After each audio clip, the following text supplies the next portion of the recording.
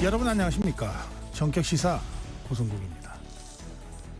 김건희 여사 공천개입 의혹의 관련 인물인 명태균 씨의 발언에 정치권이 좀 심하게 들썩이고 있습니다. 명 씨는 여권 주요 인사들과의 친분을 과시하면서 추가 폭로 가능성을 드러내고 있습니다. 이에 대해서 당사자들은 대체로 이를 부인하는 상황이 이어지고 있습니다. 또 그런가 하면 명태균 씨는 윤석열 대통령에게 최재형 의원을 국무총리로 추천했다 이런 주장도 했는데, 그 최재형 전 국민의힘 의원, 그래서 저희들이 잠시 후 모시고 직접 얘기를 좀 들어보려고 합니다. 그리고 최재성 전 청와대 정무수석도 만나서 직접 전국 현안에 대한 말씀 좀 짚어보겠습니다. 매주 목요일 코너 진격의 경제 문화 이슈에도 다양한 소식들이 준비되어 있습니다. 10월 10일 목요일 전격 시사 출발합니다.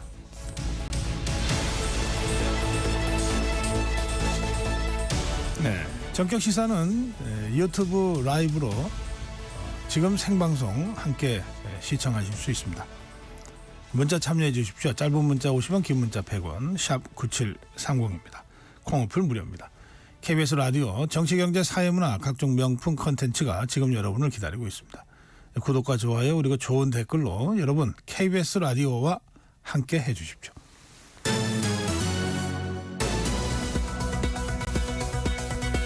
뉴스 브리핑입니다. 한국경제신문 최형창 기자입니다. 최 기자 어서 오세요. 예, 안녕하세요. 네, 간밤 소식. 우리 대한민국이 UN 인권이사회 이사국에 당선이 됐어요. 그렇습니다. UN 총회 지금 미국 뉴욕 UN 본부에서 열리는데 이 자리에서 지금 UN 인권이사회 이사국 선거가 있었어요. 지금 우리 대한민국이 이사국으로 선출됐습니다. 이 UN 인권이사회는 국제사회 인권과 기본적인 자유를 증진하고요. 또 중대하고 조직적인 인권 침해에 대처하고 권고하는 역할을 맡는 곳입니다. 올해 선거에서 아태 지역, 이 지역 이사국 이 5개 공석이 있었는데 우리 대한민국을 포함해서 이 키프로스, 마셜제도, 카타르, 사우디아라비아, 태국 이렇게 이제 지원을 했고요. 사우디아라비아만 좀 떨어졌습니다. 임기는 3년이고 연임은 2회까지 가능합니다. 이제 외교부는 앞으로 3년간 인권이사회 이사국으로서 특히 북한 인권 문제를 포함해서 주요 국제 인권 문제 논의하고 그리고 인권 보호 증진과 그런 국제사회 노력에 적극적으로 참여하겠다 이렇게 밝혔습니다. 네. 윤석열 대통령 지금 아세안 정상회의 참석을 위해 라오스를 방문 중인데요. 오늘 라오스에서 이시바 시게루 일본 총리와 첫 정상회담을 갖는다 이렇게 공식 발표가 나왔습니다. 그렇습니다. 대통령실은 지금 아세안 관련 정상회의 참석을 계기로 이 일본을 포함해서 6개국과 이틀에 걸쳐 양자회담을 한다고 밝혔습니다. 특히 관심 가는 대목이 이제 일본 이시바 시게루 일본 총리하고 첫 이제 만나는 건데요. 윤 대통령은 이시바 총리 취임 이후 그 다음 날인 지난 2일이죠. 15분 동안 통화를 한 번 한 적이 있습니다. 양국이 긴밀히 소통하면서 협력을 증진시켜 나가자고 했는데요. 이번 정상회담에서 두 정상은 윤석열 정부 출범 이후 개선된 이 한일 관계의 흐름과고 또 셔틀 외교 취지를 이어가는데 주력할 것으로 보입니다. 네. 내년이 한일 수교 60주년인데요. 이 대통령실 관계자는 내년에 한일 관계가 어떻게 새롭게 출발해야 하는지에 대해서 의견을 나누는 자리가 될 수 있을 것으로 설명을 했습니다. 네. 윤석열 대통령 라오스로 가기 전에 필리핀 국빈 방문 그리고 싱가포르 국빈 방문을 했지 않습니까? 예. 근데 이 싱가포르에서 싱가포르 렉처의 연사로 나서기도 했어요. 그렇습니다. 지금 윤 대통령은 싱가포르 정관계 학계 인사들 앞에서 이 자유통일 한반도가 실현되면 인도태평양 지역과 국제사회의 평화가 획기적으로 진전될 수 있다 이렇게 강조했습니다. 우리 정부의 이 8.15 통일 독트린 있었는데 이 관련해서 윤 대통령은 북한의 자유통일에 대한 희망의 메시지를 널리 전파하면서 또 이러한 이 통일 한반도를 구현하기 위한 국제사회와의 연대를 강화하겠다는 다짐이었다 이렇게 부연을 했습니다. 이 통일 한반도는 자유 가치를 크게 확장하는 역사적 쾌거가 될 것이고 또 북한 핵 위협이 사라지면 영내 국가 간 이 평화와 신뢰 구축 노력이 활성화돼서 인도태평양 지역 평화가 획기적으로 진전될 거라고 강조했는데요. 또 그 기반 위에 에너지와 물류, 인프라와 같은 이 투자와 협력이 크게 늘 것이라고도 전망을 했습니다. 네. 그런데 같은 날 북한은 남과 북을 연결하는 도로, 철길 모두 끊고 국경 지역에 시설물을 만들어서 요새처럼 만들겠다 이렇게 공식 입장을 밝혔죠. 그렇습니다. 참 공교롭게도 그렇게 됐는데 이 남쪽 국경을 영구적으로 차단하겠다는 건데요. 이 북한이 군 총참모부 명의 보도문을 통해서 어제부터 남측과 연결되는 도로와 철도를 완전히 끊고 국경지대에 방어 축성물들을 쌓아 요새로 만들겠다 이렇게 발표를 했습니다. 이 전쟁 억제와 안전 수호를 위한 자위적 조치라고 강조했는데요. 이 남쪽 국경에서 동시다발적으로 군사 훈련이 거듭되고 또 미국의 핵 전략 자산들이 수시로 출몰하고 있어서 사태가 심각하다 이렇게 주장을 했습니다. 그러면서 이번에도 대한민국을 제1적대국 불변의 주적이라고도 표현을 했습니다. 네, 이런 군사적 긴장 고조가 뭐 갑자기 나타난 거 아니죠? 그렇습니다. 지금 작년 12월이죠. 김정은이 남북을 적대적 두 국가로 규정을 했고요. 또 올해 4월부터 병력을 동원해서 경의선, 동해선 도로에 지뢰를 매설하고 또 가로등을 없앴습니다. 이 DMZ 북측 지역에서 불모지 작업을 이어오고 있고요. 5월부터는 동해선 철로를, 6월부터는 경의선 철로를 철거 중인데 이번 입장 발표를 통해 남북의 물리적 단절을 이제 공식화한 겁니다. 네. 북한은 공사에 앞서 오해와 우발적 충돌을 막기 위해서라며 유엔사에 이 사실을 미리 통지했다고 밝혔습니다. 네. 북한이 헌법을 바꾼다는 말도 있던데 바꿨습니까? 일단 바꾸긴 했는데요. 좀 이게 뭐랄까 우리 대한민국을 적대시할 거다 이런 내용이 담길 줄 알았는데 일단 북한 매체 보도대로라면 그런 내용은 아직은 없습니다. 그래요? 일단 보도에 보면은 12년 의무교육제에 따라서 선거 나이를 수정하는 등의 내용만 담겼을 뿐인데요. 이 영토 조항이나 통일 용어 삭제 그리고 대한민국을 적대적으로 간주한 내용 등은 일단은 담기지 않았습니다. 근데 김정은이 헌법 개정 내용을 구체적으로 지시한 만큼 개정된 헌법 내용에 이런 게 담겼지만 대외적인 공표를 하지 않았다는 분석도 있고요. 반대로 지금 김정은이 회의에 참석을 안 했거든요. 그런 만큼 관련 개헌 내용이 좀 미뤄졌을 거다 이런 분석도 나오기도 합니다. 네. 이 세계 국채 지수라고 하는 게 있습니다. 예. 세계 3대 채권 지수 중에 하나인데 우리나라가 네 번째 도전 만에 세계 국채 지수에 포함이 됐어요. 이 엄청난 쾌거인데요. 이 글로벌 지수 제공업체인 영국 파이낸셜 타임즈 스톡 익스체인지 러셀 이렇게 있습니다. 이곳에서 한국을 우리나라를 세계 국채 지수에 편입할 계획이라고 밝혔습니다. 네. 세계 3대 지수로 통하는 곳인데요. 국제 금융 지수 시장에서 이 지수를 추종해 투자하는 자금 규모가 자그마치 2조 5천억에서 3조 달러에 달하는 것으로 추정이 됩니다. 네. 지금 이에 따라서 지금 우리나라에 75조에서 90조 원의 자금이 이제 국내로 유입될 것이다 이런 전망이 나오고 있는데요. 이 본격적인 편입은 1년의 유예 기간을 거쳐서 내년 11월 시작이 됩니다. 이제 해외 자금이 들어오면 코리아 디스카운트로 우리가 이제 높게 유지되어 온 국채 금리가 이제 낮아지는 거예요. 그러면은 네. 정부와 기업에도 자금 조달 비용이 줄어들고 외환 시장이 안정되는 효과를 누릴 것으로 정부는 기대하고 있습니다. 네. 이 노벨상 시즌이에요. 연일 노벨상 수상자가 분야별 발표되고 있는데 어제 화학상 수상자가 발표됐죠. 예, 지금 인공지능 연구 분야 이제 물리학상에 이어서 화학상까지 이제 거머쥐게 됐는데요. 네. 이제 본격적으로 AI 시대가 개막을 알렸습니다. 스웨덴 왕립과학원 노벨위원회는 올해 화학상 수상자로 구글 AI 딥마인드 창업자인 데미스 허사비스, 존 점퍼 그리고 미국 생화학자인 데이비드 베이커 이렇게 선정을 했습니다. 이 딥마인드 최고 경영자인 허사비스는 AI 프로그램 알파고 그 바둑 프로그램이죠. 알파고의 아버지인데 우리 그 8년 전에 국내에 와서 이세돌 기사하고 대국을 했었잖아요. 네. 그때 그 알파고입니다. 아하. 이 단백질 구조를 파악하는 AI 모델 알파폴드를 개발한 주역이기도 하고요. 이 화학자가 아닌데 노벨 화학상을 탄 것도 굉장히 지금 이례적인 그러네요. 평가로 예. 받고 있습니다. 노벨위원회는 허사비스와 존 점퍼가 이 50년 된 문제인 단백질의 복잡한 구조를 예측하는 AI 모델을 개발했다면서 이 선정 이유를 전했습니다. 예, 명실상부한 AI 시대가 된 것 같습니다. 예. 네. 오늘 정부와 의사단체 토론회에서 만나죠. 그렇습니다. 정부와 서울대 의대교수협의회가 의료개혁 어디로 가는가 주제로 토론회를 개최합니다. 정부 측에서는 장상윤 대통령실 사회수석과 정경실 보건복지부 이 의료개혁 추진단장이 참여하고요. 서울의대에서는 강희경 교수협의회 그 비상대책위원장 그리고 하은진 비대위원이 참석하는데 지금 정부는 어쨌든 이 자리에서 의대 정원 2,000명 지원 필요성을 강조할 계획이고요. 의대 측은 의대교육 정상화 방안과 의료정책 결정 과정의 절차적 정당성 등을 의제로 제시했습니다. 네. 최근 국정감사에서 조규용 보건복지부 장관이 이제 의료계와 대화를 더 노력하겠다고 밝힌 만큼 좀 이번 토론회에서 타협점을 찾을 수 있을지 관심이 쏠리고 있습니다. 네, 여기까지 듣겠습니다. 뉴스브리핑 최형창 기자였습니다. 감사합니다. 네, 전격 시사 듣고 계신 지금 시각 7시 30분입니다.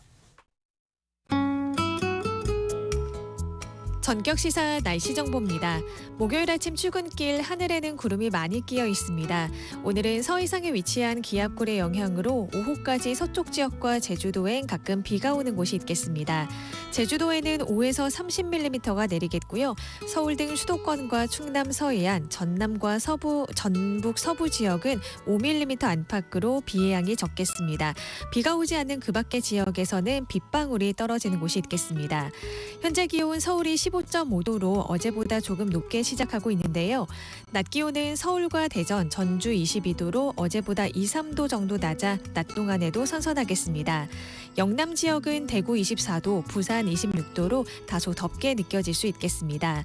오늘 전국에 구름 많은 가운데 오전까지 강원 내륙과 산지, 충북과 영남 내륙에는 가시거리 200m 미만의 짙은 안개가 끼는 곳이 있겠습니다. 하늘 표정은 내일 오전부터 맑아지겠고요. 모레 주말에는 쾌청하겠습니다. 지금 서울의 기온은 15.5도입니다. 지금까지 날씨 정보의 조원을이었고요. 이어서 이 시각 교통 상황을 KBS 교통정보센터의 공인혜 씨가 전해드립니다. 네, 이 시각 교통정보입니다. 휴일 다음날 아침 출근 정체가 마치 월요일처럼 빠르게 늘고 있습니다. 벌써 서울시내 구리 쪽 강변북로는 행주대교부터 동작대교 쪽으로 1시간 10분가량, 같은 방향 올림픽대로도 같은 구간 이동에 50여 분이나 소요되고요. 3차로에서 사고가 난 내부순환도로 성산 쪽 연희 램프 부근으로도 뒤로 차들이 내내 늘고 있습니다.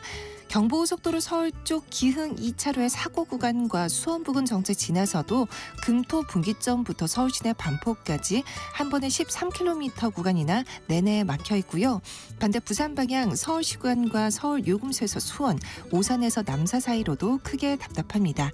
제2경인고속도로 성남 쪽 문학에서 남동, 또 신천에서 일지까지는 10km 구간이, 또 수도권 제1순환선 송내를 중심으로는 양방향 더딘데요. 특히 판교에서 일산 쪽, 장수에서 계양 사이로는 사고의 영향도 남아서 평소보다도 지나기 어렵습니다. KBS 교통정보센터였습니다.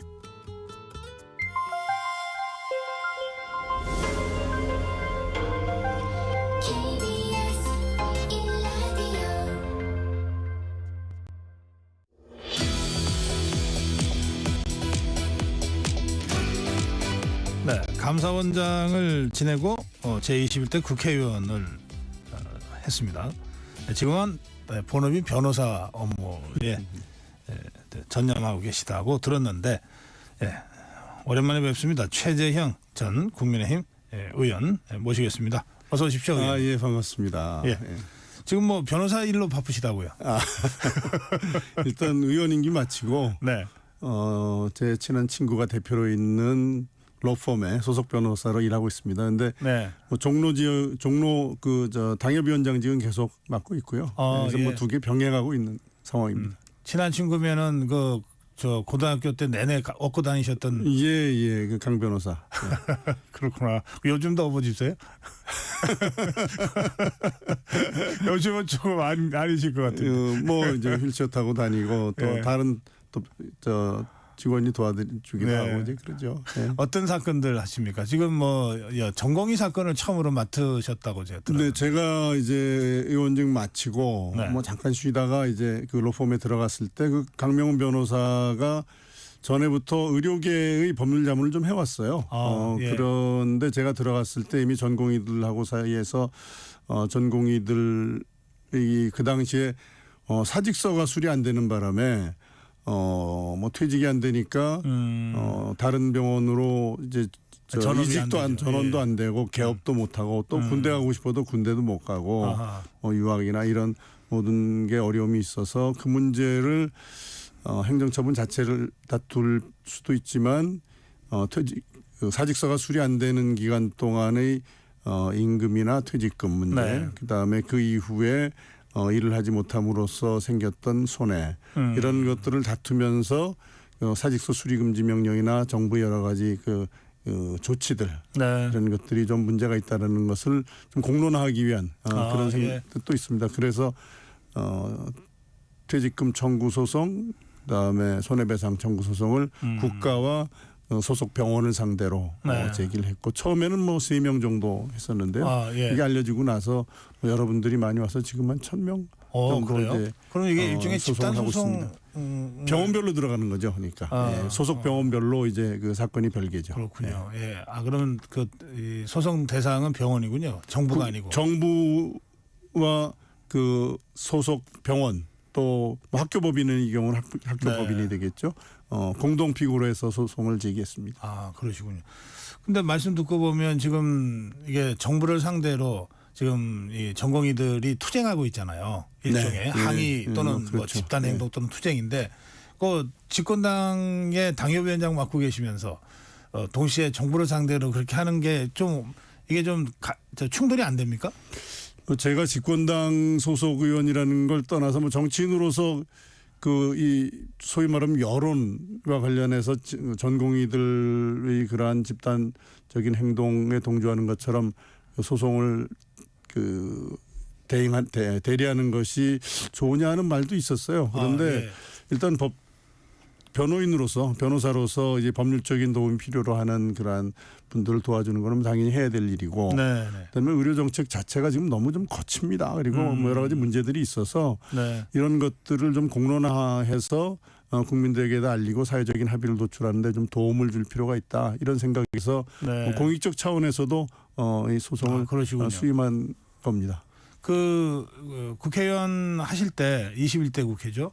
그 상임위도 보건복지위셨더라고요. 네. 그러면 계속 이 의료 문제, 의료 개혁을 다루어 오셨다는 거니까 조금 전에 조금 정부의 의료 개혁이 방향은 맞을지 몰라도 거친 점이 있다 이런 말씀하셨는데 어느 점들이 좀 문제라고 보십니까? 일단 우리 의료 시스템이 비교적 뭐 저비용 고효율로 뭐 어떻게 보면은 많은 나라들에서 부러워할 정도의 그러한 그 효율적인 시스템이었습니다. 그러나 네.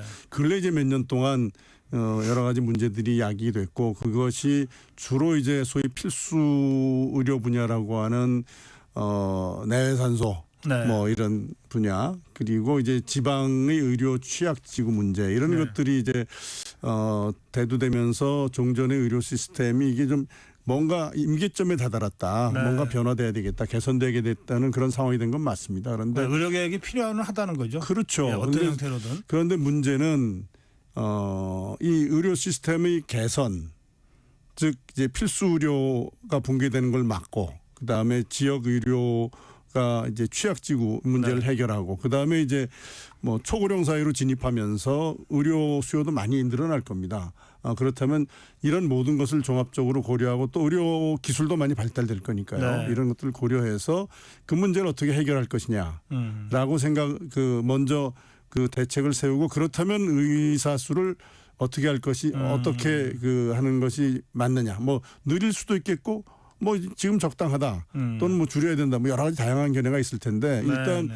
의료 시스템의 개선안이 나오고 나서 네. 거기에 따라서 이제 의대 정원을 늘려야 되느냐 이 문제가 나와야 될 텐데 네.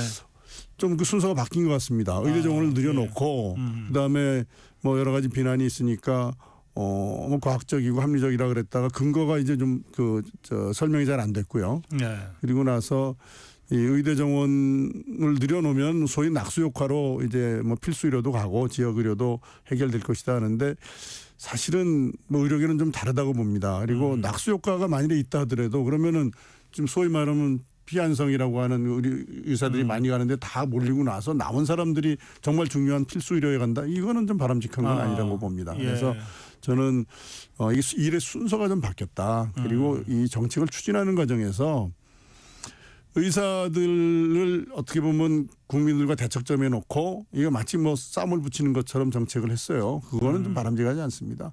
정부가 의료계와 싸워서 뭐 이게 뭐 이기고 지는 게 문제가 아니라 정말 해야 될 거는 의료 시스템의 개선이거든요. 네. 그래서 그렇다면은 뭐 누가 잘했느냐 잘못했느냐의 문제를 떠나서 이 문제를 궁극적으로 해결해야 될 예. 책임은 정부에게 있죠. 그러니까 예. 정부가 좀 그런 자세로 이 문제를 다뤄줬으면 좋겠습니다. 오늘 정부와 일부 의료 단체입니다만 뭐 서울대 의대 비대위 간에 이제 토론회가 있다 그럽니다. 네. 그러니까 이게 이제 그 여야 의정 그 대화를 통한 그 공론 도출과 그것에 기반한 의료 개혁, 의료 개선 출발점이나 또는 하나의 계기가 될 수 있다. 그렇게 보시나요?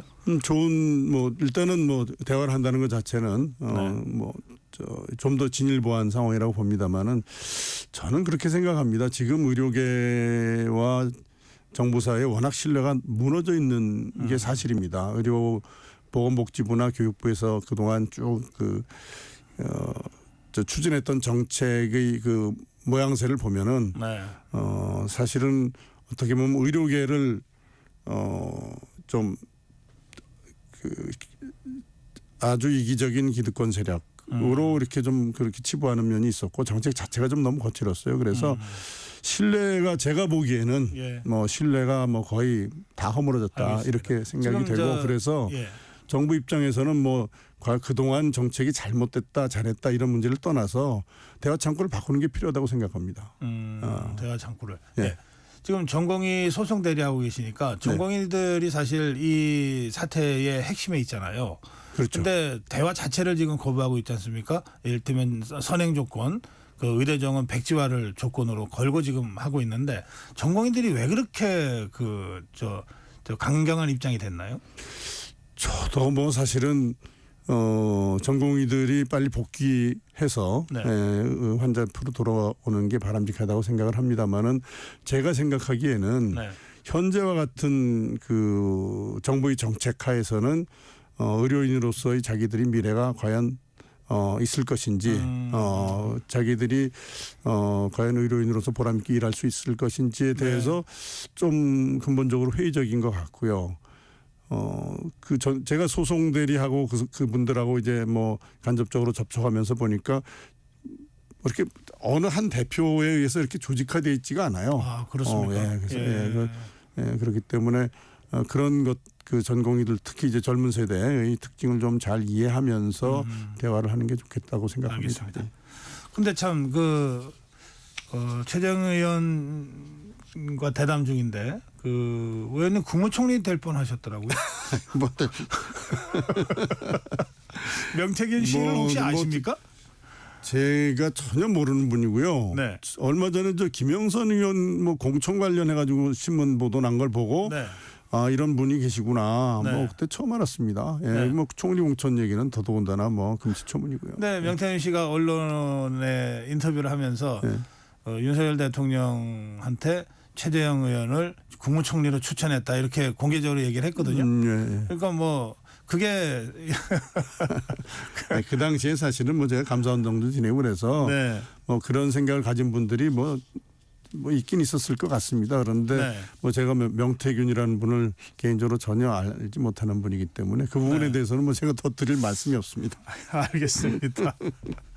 아니 당시에 제 기억에도 꼭 명태균 씨만이 아니라 여러 사람들이 이제 그 개각하는 과정에서 뭐 총리 물망, 장관 물망으로 오르지 않았습니까? 수많은 사람이 올랐겠죠. 그때 저 최재형 의원님도 그 당시 총리 물망, 뭐 그러니까 감사원장까지 지냈기 때문에 사실 장관 물망에는 별로 안 오르셨어요. 그런데 총리 물망에는 올랐던 것으로 저도 기억하는데 알겠습니다. 자, 명태균 씨는 전혀 모르는 사람이다. 만난 적도 없다. 자, 그런데 명태균 씨가 지금 그 언론을 통해서 지금 발언하는 거 하나하나로 막 정치권이 막 흔들흔들 하잖아요. 이 현상을 어떻게 보십니까? 이게 이제 명태균 씨는 뭐 제가 뭐 잘 모르는 분이지만 네. 이렇게 언론에 나오는 걸 보면은 소위 네. 말하면 정치 브로커 같은 분 아닌가 싶은데요. 네. 그런 분이 그 말 한마디에 우리 정치권이 흔들린다. 또 뭐 언론계도 사실 그걸 뭐 대대적으로 보도한다 이런 걸 보면은 그 사람이 주장이 맞는지 여부를 떠나서 네. 우리 정치가 이게 정말 좀 상식적이기도 또 투명하지도 않다. 그래서 우리 정치가 너무나 좀 많은 불안한 요소를 지금 가지고 있는 거 아니냐. 네. 뭐 저는 그런 우려를 좀 가지고 있습니다.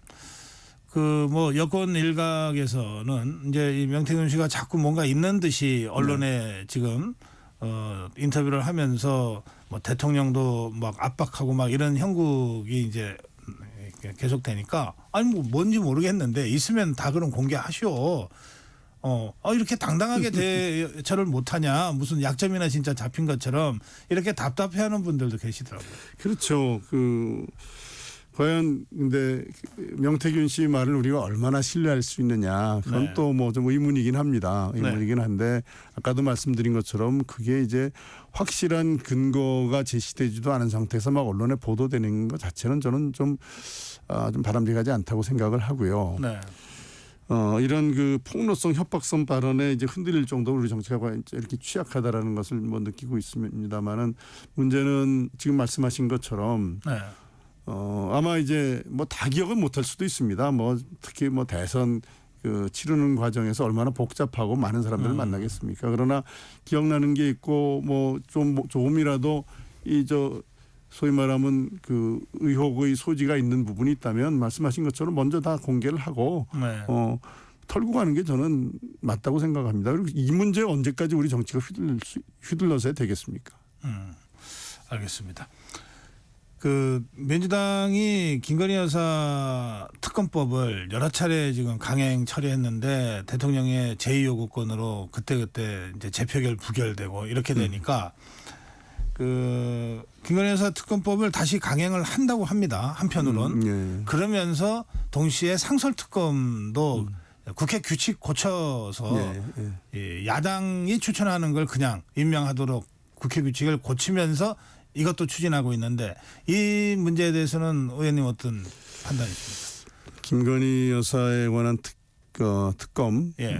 처음에 나왔을 때 저는 사실은 그 당시 재판단은 이게 털어봐야 그렇게 뭐 많이 나올 상황은 아닌 것 같다. 차라리 정무적으로 이걸 받아서 이 문제를 그냥 깨끗하게 해결하는 것이 정무적으로는 더 좋은 판단일 수도 있다. 그런 말씀을 드린 바 있습니다. 네. 그런데 지금 여기까지 왔고요. 지금은 이제 좀 굉장히 많은 사태가 좀 더 나빠진 상황인데 상설특검 문제는 지금 말씀하신 것처럼 그 특검 추천이 네. 이제 법무부 차관, 행정처 차장, 그다음에 네. 변협회장, 그다음에 국회 추천 넷인데 여야 네. 2명씩 하게 돼 있는 거는 이제 네. 뭐 대통령 관련된 사안은 뭐 여당 추천 없이 4명을 다 하겠다. 이제 결국 민주당이 자기네들이 특검 임명하겠다는 거거든요. 예. 굉장히 정치적으로 부담이 되는 건데 제가 네. 보기에는 민주당으로서는 아마 정치적 계산을 했을 겁니다. 이게 무리하게 끌고 가는 것이 여론으로부터 역풍을 만들 가능성. 네. 그러나 이제 김건희 여사의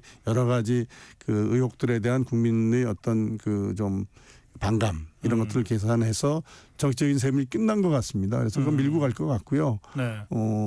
그렇다면은 좀 정치적으로 많은 혼란스러운 상황이 되겠죠. 예. 그래요. 이게 뭐 대통령 거부권도 이게 법안이 아니기 때문에 네. 행사하기 어려운 상황이고. 그렇죠. 예. 예.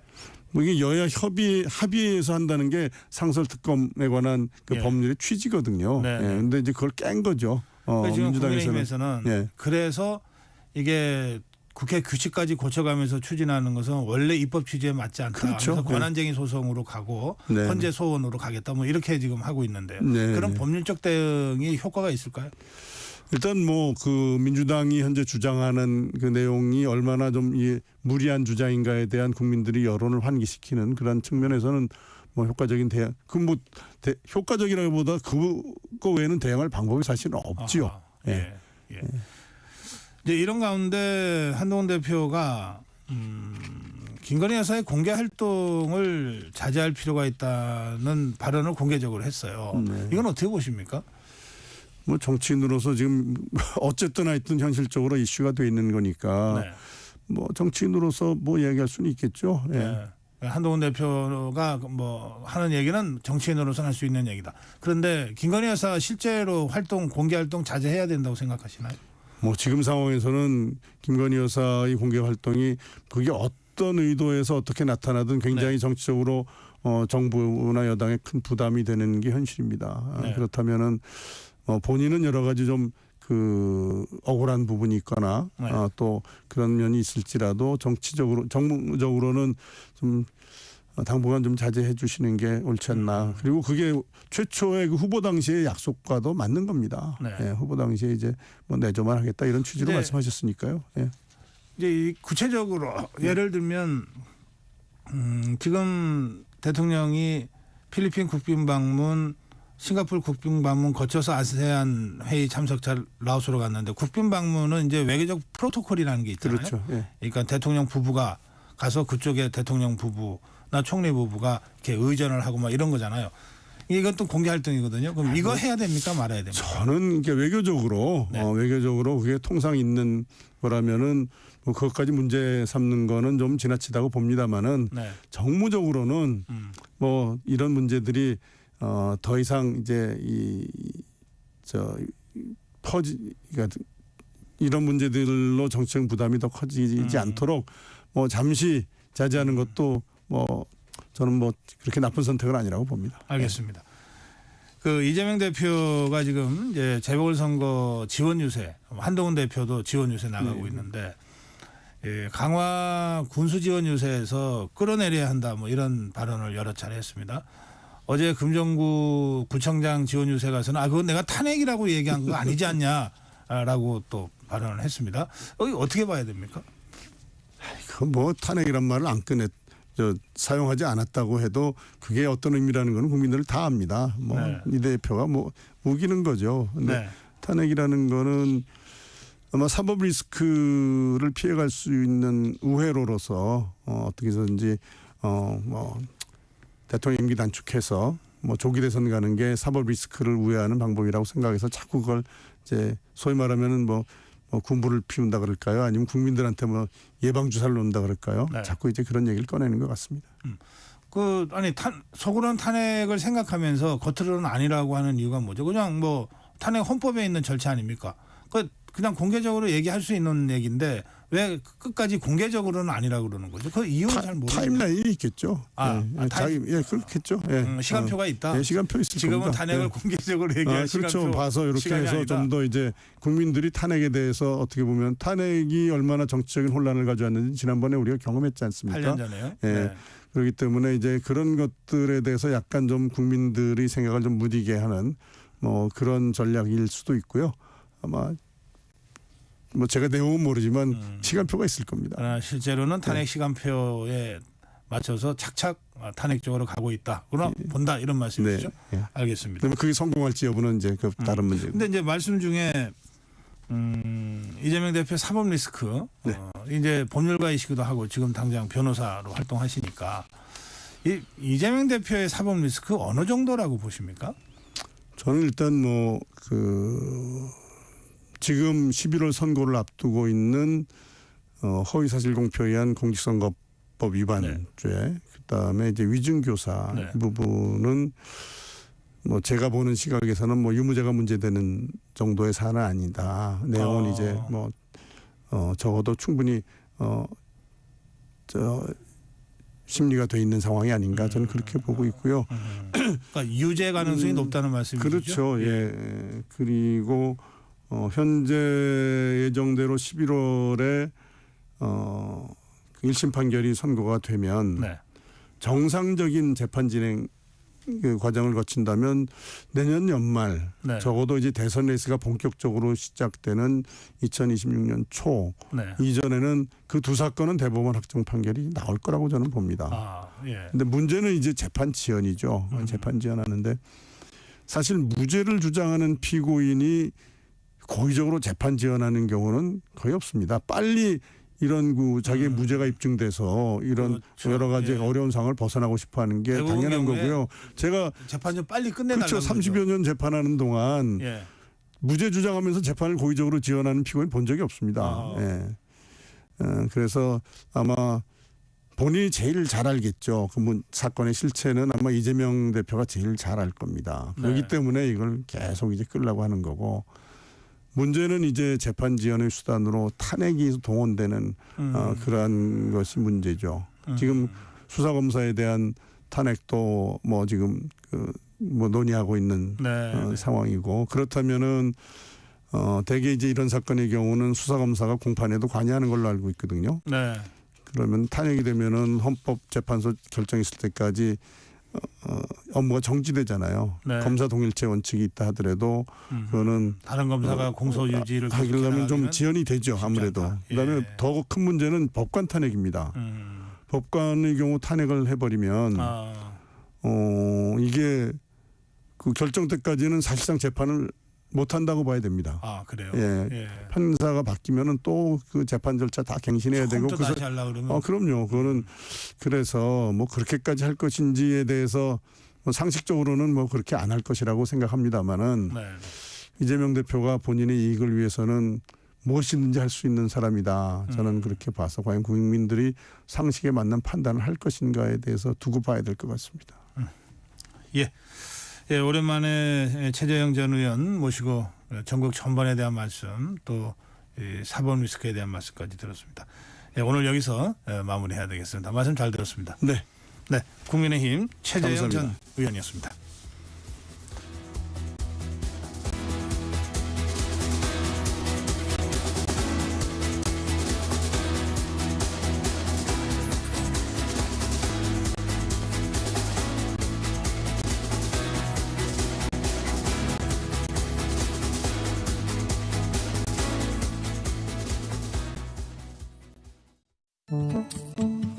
KBS 라디오 기후 위기 대응 캠페인 지구를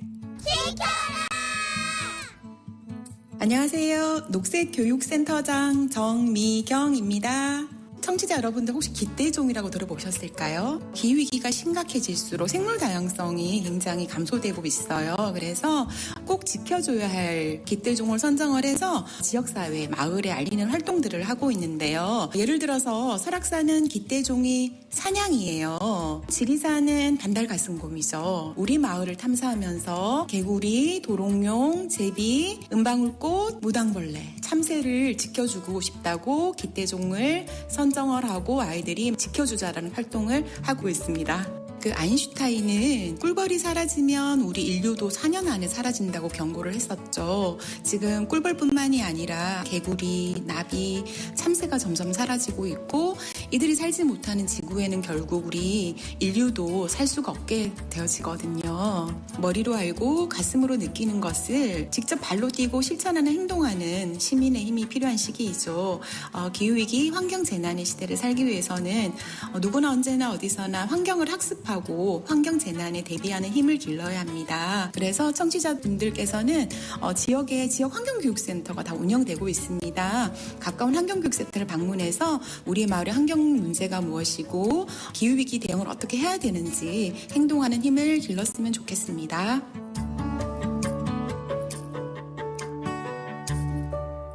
뜨거워지고 있는 지구. 지금 우리의 문제입니다. KBS 라디오 기후위기 대응 캠페인 지구를 지켜라 였습니다.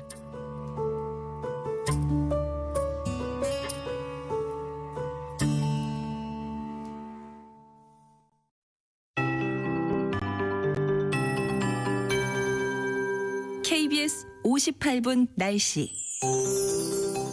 오늘도 옷차림에 유의하셔야겠습니다. 기온의 일교차가 10도 이상 크게 나겠는데요. 현재 기온 경북 봉화가 7.6도, 대구 11.8도로 쌀쌀하지만 한낮에는 봉화 22도, 대구 24도까지 오르겠습니다. 서울은 현재 15.9도로 어제보다 조금 높게 시작하고 있는데요. 낮 기온은 22도로 어제보다 2도 정도 낮아 한낮에도 비교적 선선하겠습니다. 오늘은 전국 하늘에 구름 많은 가운데 서해상에 위치한 기압골의 영향으로 서쪽 지역과 제주도에는 오후까지 가끔 비가 오는 곳이 있겠습니다. 비의 양은 제주도에 5에서 30mm가 되겠고요. 서울 등 수도권과 충남 서해안, 전남과 전북 서부 지역은 5mm 안팎으로 비의 양이 적겠습니다. 오전까지 강원 내륙과 산지, 충북과 영남 내륙엔 가시거리 200m 미만의 짙은 안개가 끼는 곳이 있겠습니다. 교통안전에 유의하시기 바랍니다. 오늘 낮 기온은 서울과 대전, 전주 22도로 어제보다 2, 3도 정도 낮아 낮 동안에도 선선하겠고요. 영남 지역은 대구 24도, 부산과 양산, 김해가 26도로 다소 덥게 느껴질 수 있겠습니다. 하늘빛은 내일 오전부터 맑아지겠고요. 모레 주말에도 전국이 맑겠습니다. 현재 서울의 기온은 15.9도입니다. 조하늘입니다.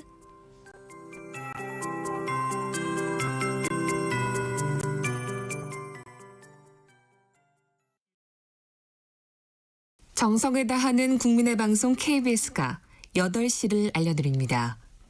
AM 711kHz, FM 97.3MHz, KBS 1라디오입니다. HLKA.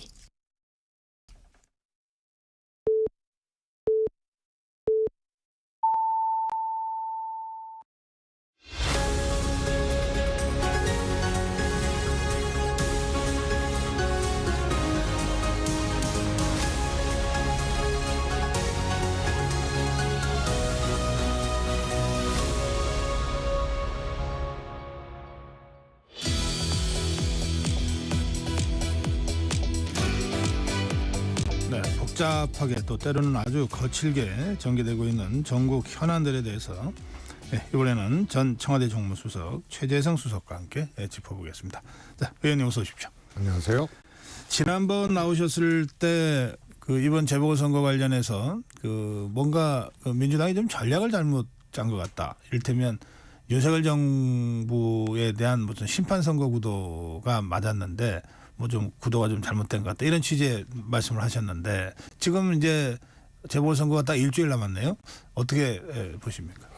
보통 이제 재보궐선거 같은 경우 뭐 물론 이제 동시선거도 마찬가지입니다만 그 선거를 관통하는 하나의 그 포인트가 있거든요. 네. 그래서 뭐 지난 총선 같은 경우는 윤 정권 이제 심판. 네. 그다음에 여당은 고전적으로 뭐 국정안정론. 그런데 그때 국민의힘이 2조 심판 뭐 이런 얘기, 또 운동권 심판 예. 뭐 그래갖고 어떻게 보면은 야당의 정권 심판 프레임에 그 왜 코끼리는 생각하지 마 유명한 책이잖아요. 상대 프레임에 그대로 말려가지고 국민의힘이 지난번 총선을 통해서 주장하고 있는 왜 우리를 찍어줘야 하는지 이런 것을 제시하지 못하고 네. 오히려 심판 프레임에 그냥 들어가서 2조 심판, 운동권 심판 뭐 이렇게 갔단 말이야. 네. 그런데 이번 재보궐선거는 한마디로 얘기해서 국정 지지도가 형편없이 추락해진 상태고 이런저런 이제 여권의 문제, 대통령 또 김여사 문제에서 민심이 그냥 돌아서다 못해 그냥 분노하고 있는 정도의 지경이거든요. 그래서 선거 구도를 굉장히 간결하게 민주당이 갖고 갈 수 있었어요. 그런데 지금 포인트가 조국 이재명 대결, 영광 이제 선거를 놓고 네. 곡성 영광 선거를 놓고 그러니까 여야 대결 구도 그다음에 정권에 대해서 이번 선거에서 어떤 의미를 부여할지 이런 것들이 이제 혼재되거나 실종돼 버린 이런 선거가 돼버려서요. 선거 구도를 설정하는 것 자체가 제가 보기에는 조금 오류가 있었다고 봐요. 그러다 보니까 금정에 확 집중을 못하게 되고 금정도 뭐 단일화 뭐 우여곡절 끝에 야권 단일화가 됐습니다만 이렇게 돼버린 거예요. 그래서 한마디로 뭐 이번 선거의 의미가 뭐냐 하고 묻는다면 글쎄 이재명 조국 당 누가 이길까 이것도 있고 그다음에 정권 심판 혹은 이 정권에 대해서 또 회초리를 들고 뭐 이거는 어떻게 보면은 이 서브 슬로건 정도 슬로건. 이렇게 돼버리는 거기다가 지금 영광이 심상치가 않잖아요. 네. 진보당이 그야말로 약진을 해서 당선 가능성 지점까지 갔거든요. 네. 그러면 만약에 진보당이 되면은 그러면은 선거 결과에 대한 어떤 일종의 해석이라든가 이런 거 어떻게 될 것인가. 그래서 매우 복잡하게 만들어 놓은 거라서 네. 저는 민주당이 선거 전략을 애당초 조금 잘못 세운 그런 거 아닌가. 그리고 거기에는 좀 너무 편안하게 생각한 이런 점이 있다. 그 금정구청장 그 후보 단일화를 이제 더불어민주당 후보로 이제 했잖아요. 뭐 여론조사를 통해서 했다고 뭐 발표를 했는데, 근데 어쨌든 이제 조국혁신당에서는 봐라 우리가 금정구에서 양보했으니까 영광에서는 당신들이 양보해라 뭐 이런 주장들도 하고 있는 것 같은데. 그런데 그거는 앞뒤가 안 맞는 얘기고요. 예. 선거라는 건 그렇잖아요. 뭐 평소에 뭐 정치적인 어떤 주장이라든가 이런 것도 마찬가지지만 정당은 평소에는 지지율로, 선거 때는 표로, 언어와 또 이 행동, 언어와 태도를 통해서 국민들에게 표를 달라. 선거 때는 평소에는 지지해달라 이러는 거거든요. 그러니까 만약에 이런 걸 가정해 볼 수 있죠.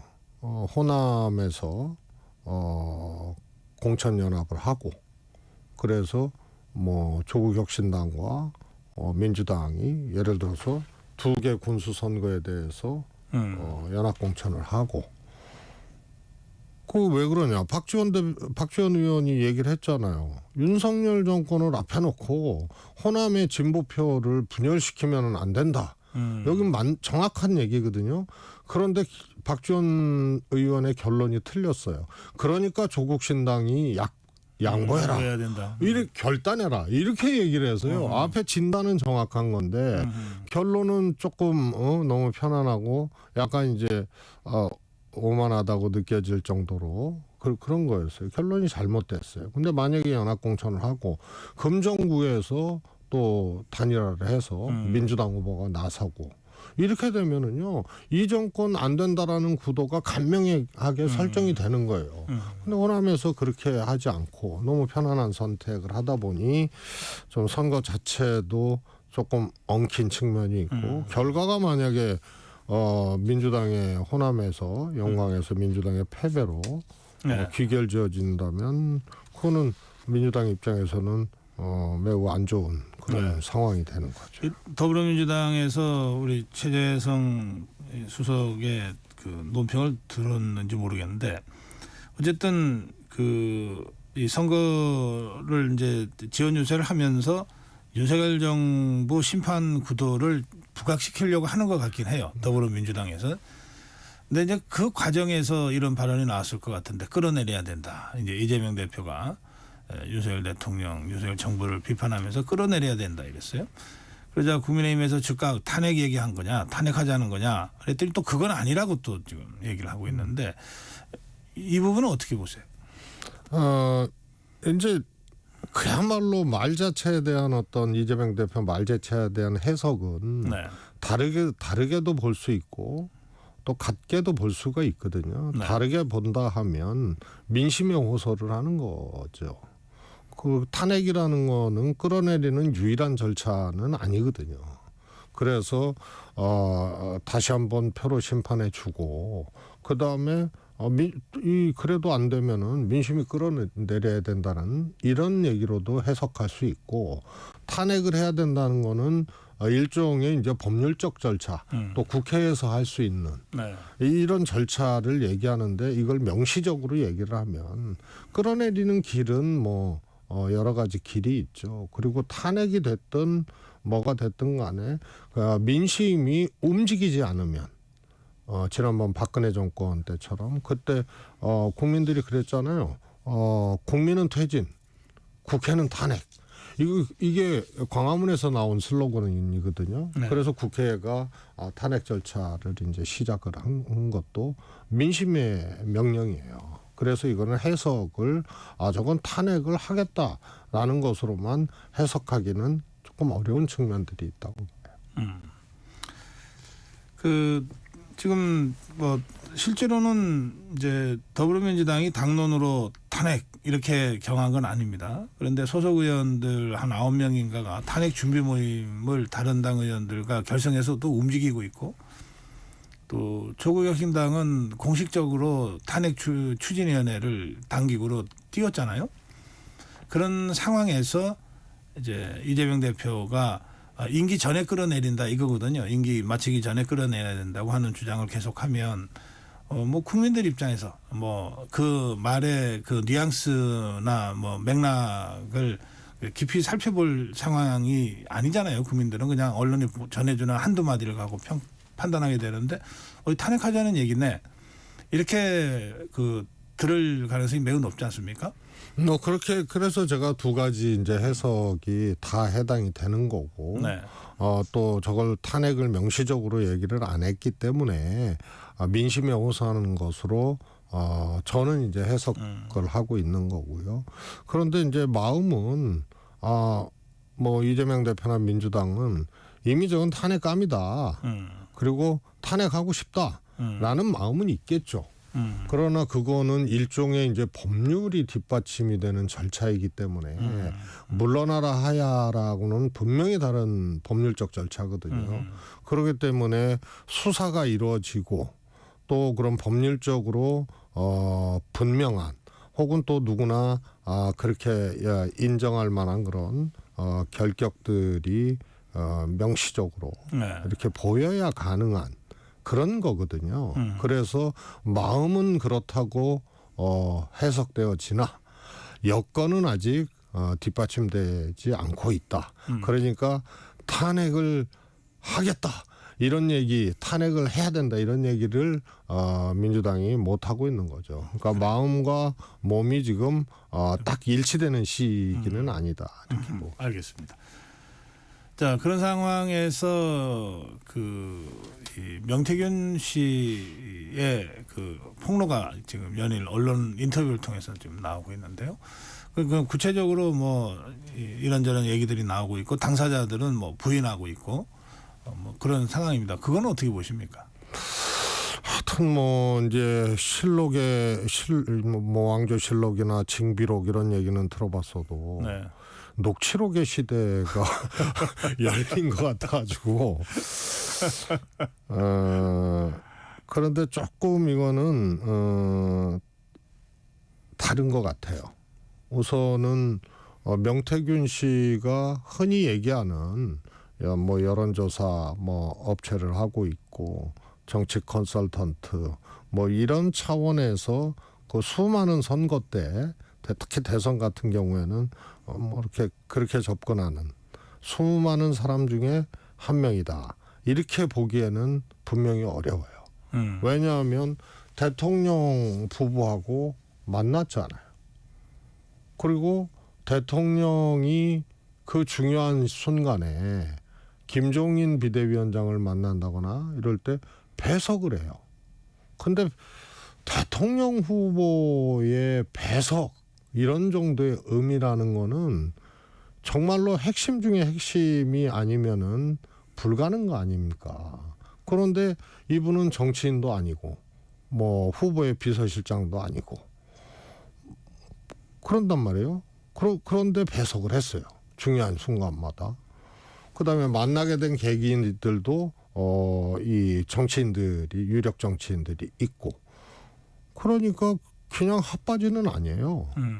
그래서 적어도 윤석열 대통령 부부와의 관계는 적어도 정치적으로는 매우 밀접한 관계였고 어떻게 보면은 조금 대통령 부부가 의지하는 정치적으로 의지하는 혹은 또 아주 중요한 그러는 이 자문 뭐 이런 거 서포트를 받는 이런 관계로 저는 해석되어질 수밖에 없어요. 지금 대통령실이 이 문제 관련해서 이제 공식 입장을 냈는데 대략 그런 겁니다. 대통령 되고 나서는 뭐 안 만났다, 연락도 없었다. 근데 이제 명태균 씨는 뭐 녹취록이 있다 그러고 막 통화 기록이 있다고 막 그러잖아요. 그러니까 지금 최 수석께서 말씀하신 대로 라고 하면 대통령실이 함부로 그런 그 근거를 갖고 있을 가능성이 개연성이 높은 명태균 씨를 상대로 뭐 안 만났다, 관계가 없다라고 얘기하기는 쉽지 않잖아요. 저는 네. 일종의 대통령실에서 그렇게 하지 않으면 안 되는 사정이 있었다고 봐요. 제가 보기에는 명태균 씨에 대한 대통령실의 해명 이것은 일단은 거짓일 가능성이 크다고 보고요. 뭐 이준석 대표도 얘기를 했고 심지어는 뭐 나는 뭐 그 후에도 텔레그램 문자 명태균 씨하고 이 김건희 여사 대통령 부부하고 텔레그램 문자 오간 그런 것도 봤다. 이렇게 이준석 의원이 이렇게 얘기를 얘기했죠. 하고 그래서 적어도 뭐 두세 번 보고 뭐 안 본 이런 거는 아니라고 봐요. 왜 거꾸로 얘기하면요. 두세 번 보고 손절할 사이면 어떻게 그 중요한 순간에 배석이라는 거를 했단 말이에요. 저도 이 문 대통령 관련돼서 당대표 시절에 제가 사무총장하고 김종인 비대위원장 이제 모실 때 네. 마지막 순간에 그 자택으로 찾아뵙고 그때 제가 배석을 했거든요. 네. 그런데 그냥 민간인 여론조사 업체 수많은 사람 중에 하나 어떻게 그런 순간에 배석을 하고 그래서 대통령실 해명이 거짓일 가능성이 큰데 근데 왜 저렇게 해명했느냐 어떻게 보면은 이제 너 그래봤자 더 자신을 명태균 씨는 일종의 자기 구명운동을 하는 거고 자기 방어를 하는 거고 거기에 대통령 부부와의 관계라든가 물론 이제 사이가 이제 손절이 된 사이이지만 그 전에 밀접했던 관계 속에서 내가 스모킹건이 있다, 내가 폭탄이 있다 이렇게 이제 일종의 시위를 자기 방어를 위한 시위를 하는 거거든요. 그래서 대통령실에서 저렇게 자르고 나오는 것이 결국은 뭐 폭탄은 뭐 자르든 안 자르든 터질 테면 터질 거고 네. 또 안 터질 거면 안 터질 거고 또 검찰이 다른 문제로 명태균 씨를 구속을 하거나 이랬을 때 지금 수사가 시작됐어요. 그걸 뭐 대통령이 오더한 것도 아니고 그러니까 저거는 터질 폭탄이면 터지는 거고 그리고 안 터질 폭탄이면 명태균이 안 터질 테고 그런데 여기서 명태균 씨와의 관계를 밀접한 관계였다. 또 아주 중요한 관계였다. 이렇게 갖고 나갈 수는 없으니까 그냥 자를 수밖에 없는 거죠. 터질 거면 터질 거고 안 터질 거면 안 터질 거다. 그러면 이제 못 터뜨릴 가능성이 이제 있다라고 보는 명태균 씨 거죠. 측에서. 통상 그래요. 통상 시위하다가 결정적인 게 있더라도 못하거나 이제 꼬리를 내려버리는 이런 게 이제 통상 그렇죠. 그럼 아무런 권력이 없는 거잖아요. 그래요.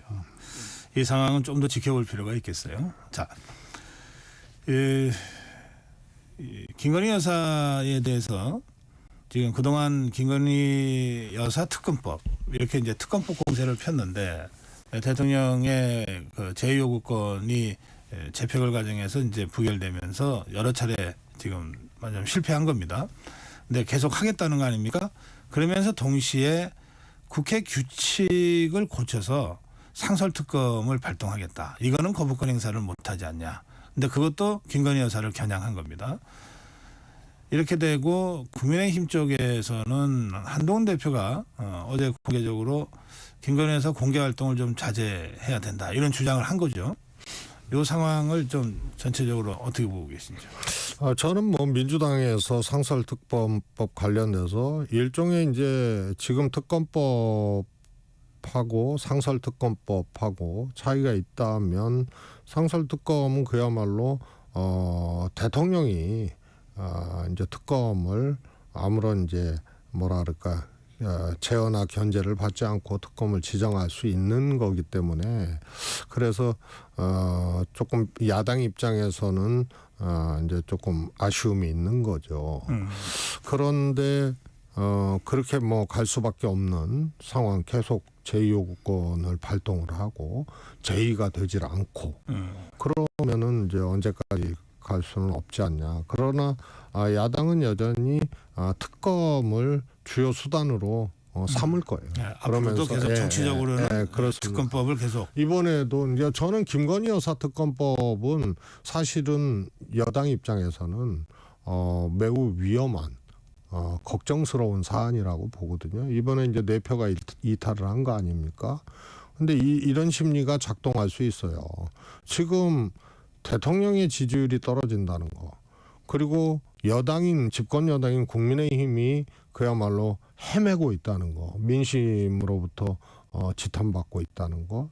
민심이 위반되고 있다는 거. 이거는 다른 얘기로 얘기하면 그 원인 중에 김건희 여사가 차지하는 게 굉장히 크거든요. 그러면 눈 뜨면은 김건희 여사 문제인데.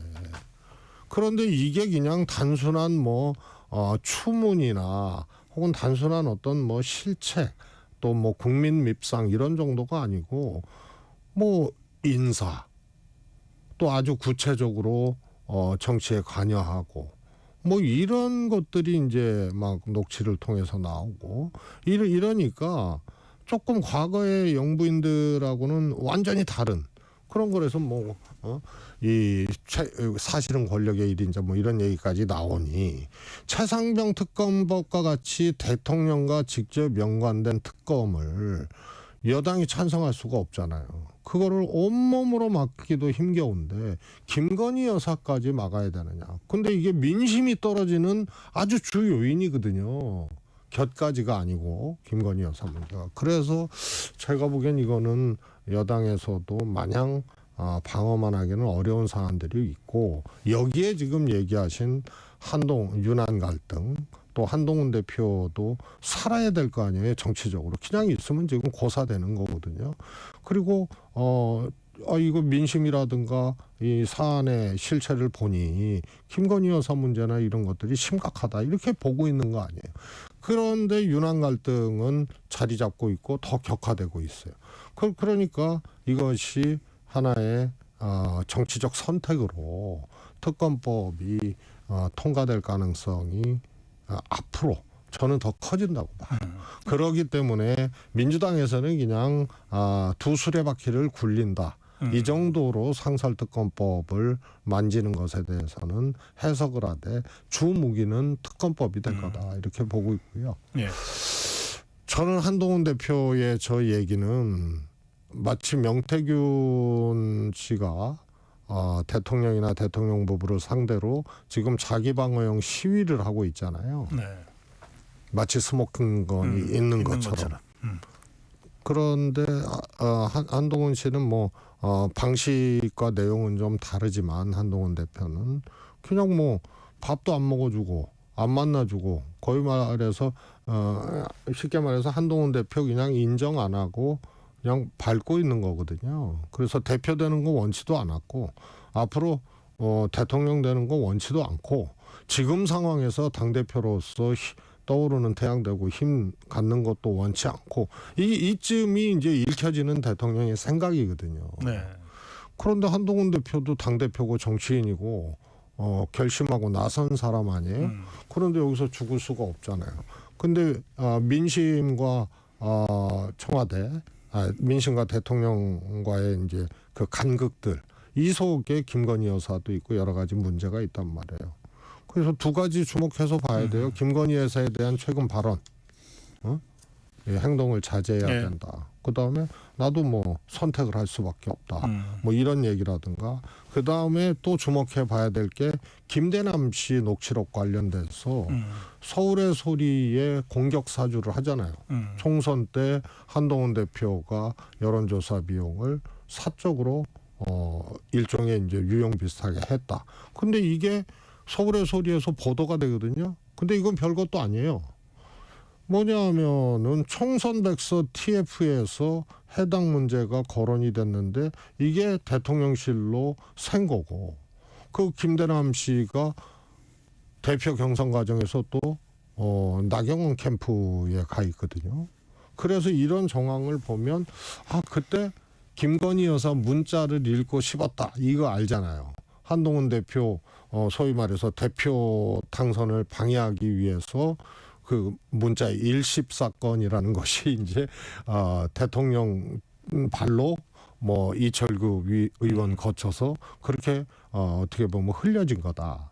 이게 이제 일종의 공작으로 보는 거거든요. 한동훈 대표는. 근데 요것도 공격사주 문제도 단순히 그냥 김대남 행정관이 한 행위로만 보질 않고 공작으로 보는 거예요. 그게 자료가 유출된 거거든요. 백서 자료가. 그러니까 당무감사하고. 근데 여기서 중요한 말을 해요. 국민의힘 자체 감사로도 안 되면 대한민국 사법 시스템이 있다 이 얘기거든요. 그럼 고발하겠다는 얘기예요. 그러면 한동훈 대표도 이거는 뭐 권력이 움직였다고 보는 거예요. 자신에 대한 공격 사주가. 그래서 이것에 대해서 끝까지 자기는 사법 시스템을 하려고 해요. 다시 말해서 고발해서라도 이거는 내가 쥐겠다는 얘기거든요. 예. 예, 그래서 지금- 매우 지금 명태균 씨하고 비슷하게 벼랑 끝 전술로 지금 한동훈 대표도 가고 있다 이렇게 봅니다. 이제 수석 말씀 중에 그 두 가지 부분은 제가 확인하기가 어려워서 이를테면은 당의 그 여론조사 여의도연구원 조사가 대통령실로 유출됐다 이런 취지의 말씀이 있었는데 그건 제가 여론조사가 아니고요. 예, 총선 백서 TF가 있잖아요. 총선부에서 TF 예, 그 내용이 어떻게 그러니까 클릭할 수 있느냐. 예, 그 부분하고 그다음에 그 일십 논란이라고 예, 한 예. 그 부분 관련해서 이철규 의원 얘기 잠깐 나왔잖아요. 네네. 예, 그 부분은 저는 이제 확인이 보도된 잘안 돼서, 내용을 예, 그렇게 이제 예, 의심하고 그런 이제 있다. 추정과 의심이 있다 이렇게 보도 표현하시면 내용입니다. 정확합니다. 예. 예, 그렇게 하시고요. 그 이제 질문은 이겁니다. 전 정성호 의원 발언을 좀 이렇게 주의 깊게 봤는데요. 그러니까 그 발언을 제가 다 옮길 수는 없지만 취지는 이겁니다. 한동훈 대표가 윤석열 대통령과의 차별화를 결국은 할 거다. 근데 시점은 지금이 아니라 내년 2월쯤 할 거다. 왜 2월이냐? 4월에 재보궐선거가 좀 크게 있을 텐데 거기서 지면은 한동훈 대표 정치 생명이 끝이니까 내년 2월 정도부터 차별화를 본격적으로 하지 않으면 정치적으로 살아남기 어려울 거다. 이제 이런 전망을 했어요. 그런데 또 오늘 일부 언론에서 보도되기로는 윤석열 대통령과 한동훈 대표가 독대를 하기로 했다는 보도가 나왔잖아요. 그러니까 이제 서로 간에 이런 전망이 막 엇갈리면서 또 공방도 있고 또 대처도 있고 뭐 이런 것 같아요. 이 부분 마지막 주제가 될 것 같아요. 짧게라도 좀 정리해 주실래요? 제가 이제 좀 전에 한동훈 대표가 벼랑 끝 전술을 쓰고 있다 이제 이런 말씀을 드렸는데 이건 거꾸로 얘기하면 같이 공멸하거나 아니면은 타협이 되거나 네. 그래서 벼랑 끝 전술을 쓰는 거거든요. 그래서 그런 시각으로 해석하고 지켜보면 해석이 그럼 그 벼랑 끝 전술의 결과가 독대 성사로 나올 수도 있다. 저는 실제로 독대 그 기사가 뭐 사실이 맞는지는 모르겠어요. 근데 예. 뭐 보도가 됐으니까 예. 그것도 유력한 일간지에서 보도가 됐으니까 그래서 아마 글쎄 아직은 거기서 무슨 유난 사이에 이제 타협점을 찾거나 그런 건 아니고 독대를 한다 하더라도 좀 밀려서 하는 거죠. 그동안 뭐 소위 말해서 만찬이든 뭐 자리든 예. 여기서 한동훈 대표가 거의 밥그릇을 뺏겨버린 초대받지도 못한 뭐 이런 상황이었기 때문에 그런 차원 정도로 밀려서 하는 독대 이런 정도로 좀 해석이 되지 않나 싶고요. 벼랑 끝 전술이라는 게 이제 통해서 추락하거나 혹은 협상이 되려면 네. 조금 쿠킹이 돼야죠. 알겠습니다. 오늘 여기까지 드려야 되겠네요. 예, 말씀 잘 들었습니다. 네, 고맙습니다. 네, 최재성 전 청와대 정무수석이었습니다.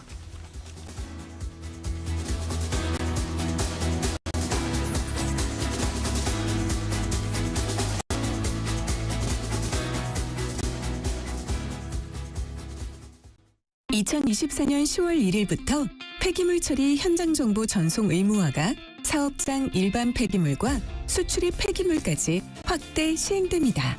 사업장 폐기물의 올바른 처리와 안전하고 투명한 관리를 위해 꼭 기억하세요. 폐기물 수집 운반자는 차량의 실시간 위치 정보를, 폐기물을 처분하거나 재활용하는 자는 반입된 폐기물의 중량과 함께 촬영된 영상 정보를 실시간으로 전송해야 합니다. 보다 자세한 사항은 폐기물 처리 현장 정보 관리 시스템 홈페이지를 참고하세요. 이 캠페인은 환경부와 한국환경공단이 함께합니다.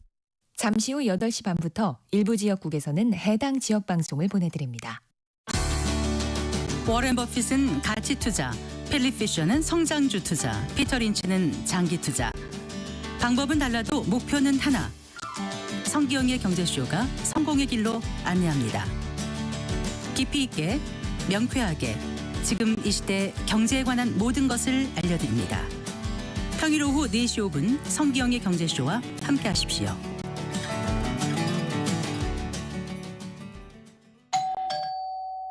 편지 왔습니다.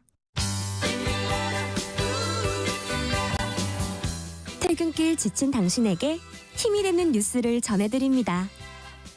매일 저녁 5시 5분 당신과 함께 읽는 세상 이야기 KBS 1라디오 뉴스레터 K. 지금 시각은 8시 30분입니다. KBS.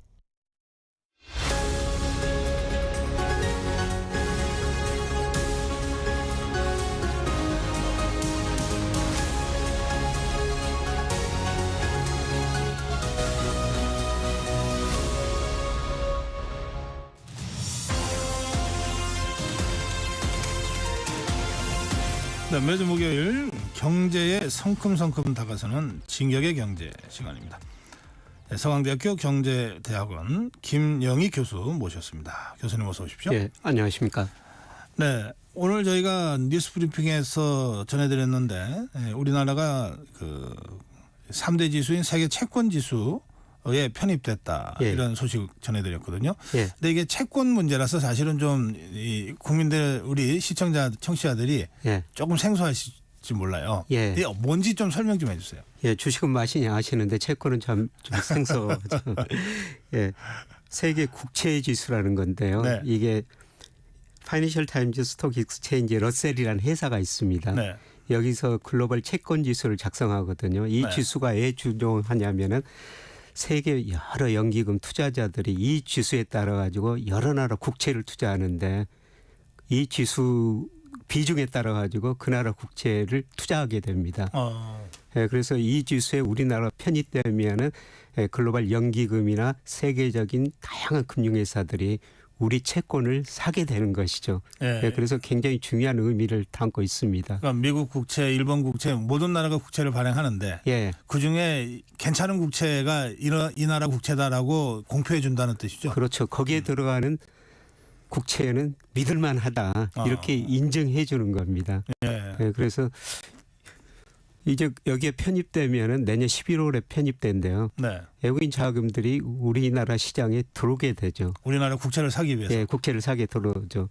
예, 그러면 얼마나 들어올지 이거는 이제 지켜봐야 될 것 같습니다만 여기에 추종하는 세계적인 채권 투자 자금이 작게는 2조 5천억 달러, 많게는 한 3조 달러 정도 되리라고 지금 추정하고 있습니다. 예, 그런데 우리나라 비중을 2.2% 정도로 정해놨거든요. 네. 예, 그러면은 작게는 75조 원에서 90조까지 우리 채권 시장으로 돈이 들어오게 될 거라는 겁니다.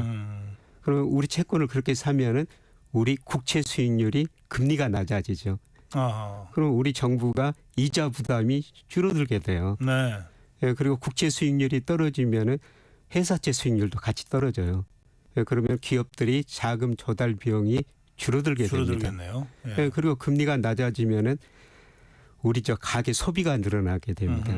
예, 특히 지금 우리 저 영세 자영업자들 굉장히 저 금리 때문에 고통을 많이 받고 계시지 않습니까? 금리가 낮으면 그분들한테도 도움을 줄 수가 있는 거고요.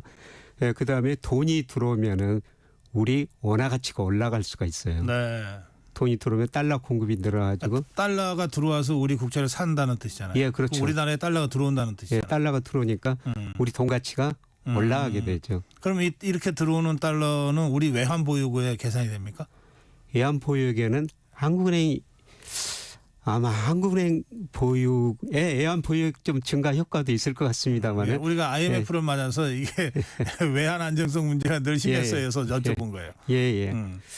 예, 그래서 또 그렇게 되면은 금리도 떨어지고 환율도 안정되고 금리 환율 안정되면은 우리 지금 코스피가 저평가됐다. 그래서 우리 정부에서 밸류 운동 지금 그래요. 정책 펴고 있지 않습니까? 네. 주가까지도 오를 수가 있는 것입니다. 예, 그래서 여러 가지 굉장히 좋은 일이 많이 생기네요. 예, 긍정적인 효과가 많기 때문에 이게 편입되느냐 안 했느냐 관심이 많았었습니다만 네 번째 도전으로 네 번째 도전에 성공한 겁니다. 그러니까 이게 쉬운 일은 아니었네요. 예, 그렇습니다. 여기에 편입되려면은 그만큼 그 국가 신용도가 있어야 되죠. 그래서 뭐 S&P나 저 피치, 무디스 같은 데서 국가 신용 등급을 정해주거든요. 그렇죠. AA 뭐 이런 식으로. 예, 그 신용 등급도 정해주는데 우리가 그 이상이었었습니다. 예, 그리고 우리 그 정부 부채가 뭐 OECD 평균이 100%가 넘거든요. 네. 근데 우리나라는 50% 안팎이에요. 그렇습니다. 예, 한국 예. 정부 믿을만하다. 아하. 예, 그런 의미도 담고 있는 것이죠. 그렇군요. 예. 그래서 금융 선진국 클럽에 가입했다 이렇게도 평가가 나오더군요. 예, 그렇습니다. 이미 주식 시장은 2009년에 선진국 시장에 편입이 됐었습니다. 네. 예, 그리고 이제 채권 시장은 이제서야 이제 편입이 된 거죠. 그렇군요. 예. 어쨌든 여러 가지 긍정적인 효과를 우리 경제에 가져올 것으로 기대되는 그런 세계 국채 지수 편입입니다. 자, 뭐 이 다 연관이 되는데 경제라고 하는 예. 게 이제 오늘 주로 듣고 싶은 말씀은 이제 금리 인하 문제입니다. 예. 미국 연준이 지난달에 B컷 0.5% 금리 예. 인하를 해서 이제 다음은 한국은행 순서다. 예. 다들 기다리고 있는데 이게 예. 언제 회의가 열립니까? 내일 10시에 열립니다. 내일 10시. 그 통화정책 방향회의가 9시에 열립니다. 9시에 열려가지고 아마 10시쯤에 발표가 됩니다. 방향 회의는 금리 인하를 결정하는 게 아닙니까? 그러면? 금리 인하를 내일 이제 인하하든지 유지하든지 둘 중에서 결정할 텐데요. 예. 예, 지금 시장에서는 내릴 가능성이 높다. 예, 저도 그렇게 보고 있습니다. 내일 금리가 내릴 것이다. 예, 그렇게 보는 거는 한국은행 통화정책 목표가 물가 안정하고 금융 안정인데요. 네. 지금 물가 상승률은 낮아지고 있습니다. 목표치에 근접하고 있고요. 예, 그다음에 가계부채 증가세 최근에 들어서 좀 둔화되고 있고 서울 수도권 집값 상승률도 좀 둔화되고 있습니다. 약간 둔화. 예. 그리고 중요한 거는 전 세계가 금리 인하 추세로 가고 있다는 겁니다. 20이라고 유럽 중앙은행이 금리를 7월에 내렸고요. 9월에 미 연준 연방준비제도 금리 인하했고 또 중국까지도 금리를 인하하고 있어요. 전 세계가 금리 인하 추세입니다. 우리만 안 하고 버티면 어떤 일이 벌어집니까? 우리만 안 하고 버티면은 우리 원화가 강세될 수도 있고요. 제일 중요한 거는 우리 내수가 더 어려워질 수가 있죠. 예.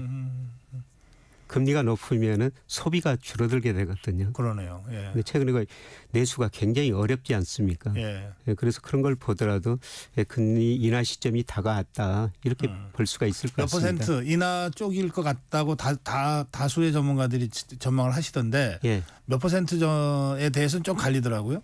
예, 한국은행 기준금리가 지금 3.5%거든요. 네. 예, 그런데 3.25%로 아마 0.25%포인트 정도 인하할 가능성이 높다. 우리가 지금 B컷 미국같이 할 그런 상황은 아닌 것 같습니다. 예. 아니 지금 미국 금리가 내려도 5%고요. 미국 네. 기준금리가 우리 저 3.5%거든요. 아직도 그 차이가 많기 때문에 B컷은 안 하고 한 0.25%포인트 정도 인하할 거로 보고 있습니다. 네. 내일 열리는 회의가 올해 마지막 회의가 아니죠? 예, 11월에 한 번 더 있습니다. 그러면 11월에 내일 만약에 0.25 내린다면 11월에는 어떻게 될 것 같습니까? 예, 시장은 유지할 가능성이 높다 그렇게 보고 있는데요. 예, 저는 11월에도 0.25%또 내릴 가능성이 높다. 예, 제가 그렇게 보는 거는 네. 지금 물가 상승률이 많이 낮아지고 있고요. 예, 그리고 이론적인 적정금리라고 있거든요. 네. 예, 이론적인 적정금리를 제가 한번 추정해 보니까 2.6%고요. 예, 그다음에 제일 중요한 게 시장은 금리 인하를 많이 반영해 버렸습니다. 대표적으로 시장 금리가 정부에서 발행하는 3년 만기 국고채 수익률이거든요. 예, 그런데 지금 그게 2.9%. 이미. 예, 기준금리 3.5%보다 훨씬 낮습니다. 그러네요. 근데 장기적으로 보면은 그 시장 금리가 기준 금리에 비해서 0.4%포인트 높거든요. 예, 그러면 시장 금리가 국고채 3년 수익률 2.9%라는 거는 우리 시장은 금리가 2.5 정도가 되는 게 정상이다. 그렇죠. 시장은 그렇게 기대를 미리서 다 해버리고 있습니다. 그렇게 기대해서 이미 반영이 돼 있는데 여전히 안 내리면 진짜 좀 이상해지는 거다. 예, 그렇습니다. 기준금리가 의미가 별로 없는 거죠. 물론 한국은행 측면에서는 시장이 너무 빨리 가고 있다. 이런 이야기를 하고 있습니다만 뭐 시장이라는 건 때로는 뭐 거품, 역거품이 발생할 수 있지만 제가 시장을 한 30여 년간 지켜보니까요. 네. 시장은 참 똑똑하더라는 겁니다. 똑똑한 시장 탓하지 말고 시장의 흐름이 나름의 합리성을 찾아가고 있으니까 예, 그렇습니다. 그걸 주의하게 고민 받아들여야 된다. 예, 그렇습니다. 그 이제 그래도 동결해야 된다는 주장하시는 분들이 계시더라고요. 예. 근데 그분들 말씀에는 보니까 그 부동산이 좀 여전히 불안하다. 예. 또 이렇게 내리면 안 그래도 가계부채가 굉장히 좀 위기인데 위험 신호가 이미 들어왔는데 그게 더 늘어날 수 있다. 예. 뭐 이런 저런 말씀들 하시던데. 예, 그런 게 이제 금융 안정이라고 그러는데요. 네. 예, 그런데 집값을 결정하는 가장 중요한 요소가 금리죠. 그런데 어떤 때는 금리가 올랐는데도 집값도 오르고 금리가 떨어졌는데도 집값이 떨어지는 경우가 있거든요. 집값을 결정하는 게 대출 금액하고 경기라는 겁니다. 예, 그래서 이런 것까지 고려해서 집값을 전망해야 되고요. 네. 예, 그런데 집값 수도권 중심으로 일부 강남 지역은 계속 오르고 있지만 지금 상승세가 둔화되고 있습니다. 네. 예, 그다음에 가계부채가 많이 늘어나서 문제인데요.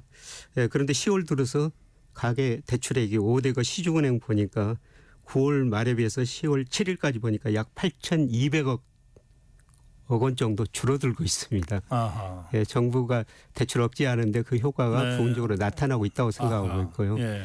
예, 그다음에 우리가 생각해야 될 것은 가계부채가 규모는 계속 늘어나고 있는데요. 네. 예, 그런데 명목 GDP 가계부채는 올 2분기 보니까 작년 2분기에 비해서 한 2% 정도 늘어났는데요.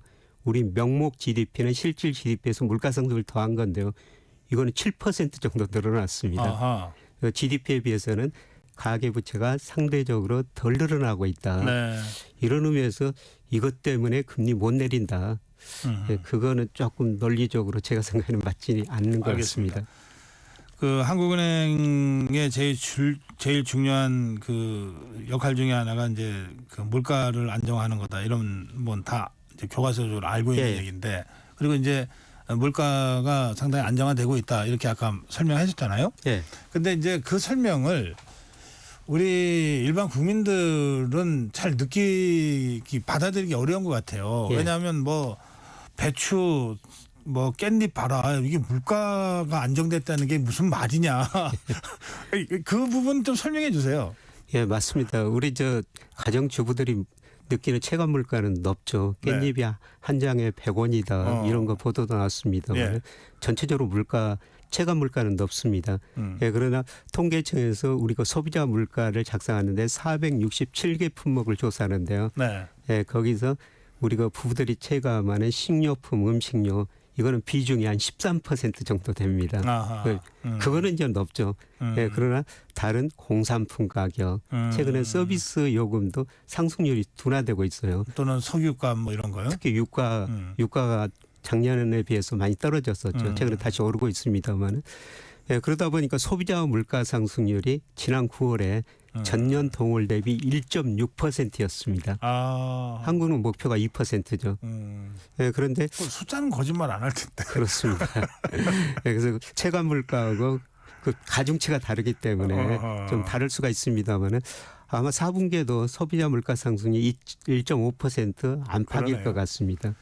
그래서 그러고 보면 이런 말씀도 하세요. 예. 떨어지는 거는 잘 체감이 안 되고 올라가는 거는 체감이 잘 된다고. 예, 맞습니다. 알겠습니다. 자, 그래서 이제 0.25 정도를 내일 인하 결정을 할 거라고 예상하셨고 11월에로 0.25 정도를 인하할 거라고 이제 예상을 하셨습니다. 마지막 질문 짧게요.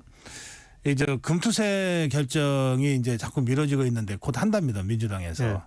이게 우리 주식시장에 이미 반영이 됐을까요? 아니면 어떤 결정에 따라서 또 주식시장의 변동성이 더 커질까요? 유예나 폐지 가능성 이야기되고 있는데요. 네. 예, 저는 유예 그거면 조금 반영하고 만약 폐지한다면은 주식시장에 상당히 긍정적인 효과가 있을 거로 보고 있습니다.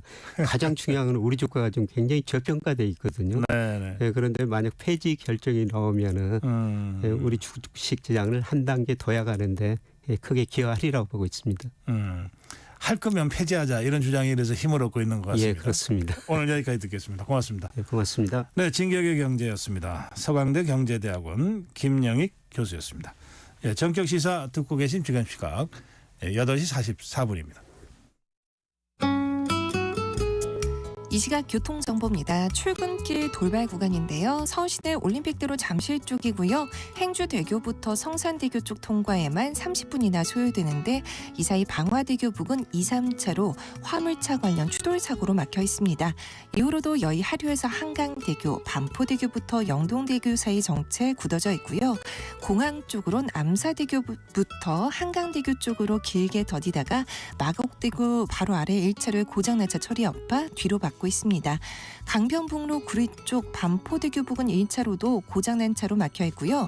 수도권 제1수단선 판교에서 일산 쪽 하기 분기점 진출로 2차로의 작업 때문에 청계 요금소부터도 크게 더딥니다. 또 구리에서 판교 쪽 퇴계원에서 산일, 하남에서 송파, 또 판교 일대로는 모두 25km 구간 밀려 지나고 호남고속도로 지선 대전 쪽은 유성에서 북대전 쪽으로, 중앙고속도로 대구 방향도 동명동호에서 다부터널 쪽 통과 내내 어렵습니다. KBS 교통정보센터에서 공인혜였습니다.